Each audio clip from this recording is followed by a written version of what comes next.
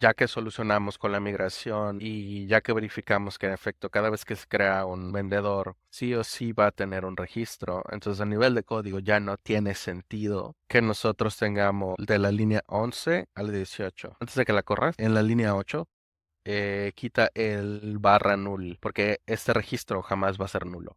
Se van a romper porque simplemente va a existir sí o sí siempre un registro y lo único que va a hacer esta función es convertir esos string fechas. ¿Ok? Si te das cuenta te dice que falló uno y que pasó uno. De la 16 a la 6, dado nulo, debería regresar el shipping configuration por defecto. Lo que vamos a hacer es borrar todas las referencias a los valores por defecto, porque ya no existen. Haz command click a cualquiera de las variables que tienes en la línea 2, 3 y 4.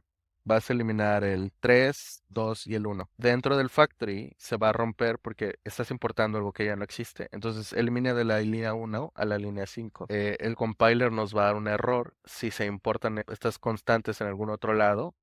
Si no se usan en ningún otro lado, que debería compilar y pasar, lo cual es el caso. Hay una cosa sobre la que tengo que hacer énfasis y es el tema de, la estamos haciendo de full stack y administrador de base de datos y DevOps y todo al mismo tiempo, ¿no? Tú tienes contexto completo de cómo funciona la base de datos, cómo se guardan los datos, cómo se representan, cómo la tabla está estructurada. Tú puedes hacer estos cambios simultáneos a la base de datos y al backend.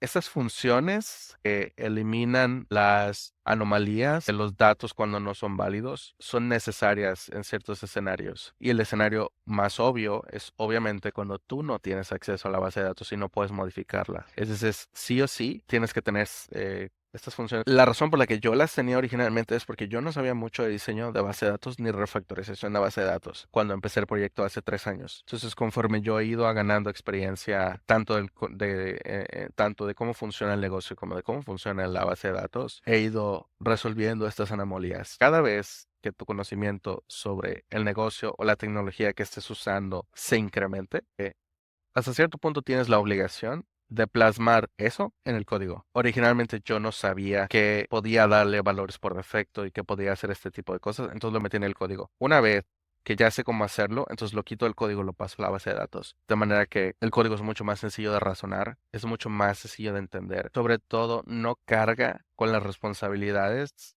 que le competen a la base de datos. Si te diste cuenta, lo que hicimos en realidad fue remover las obligaciones, asegurarse que existan los registros, de que los valores por defecto existan, de que sean valores en específico, los movimos del código a la base de datos. No siempre va a ser el caso porque no siempre vamos a tener control sobre la base de datos, pero como lo tenemos en este momento, pues lo hicimos.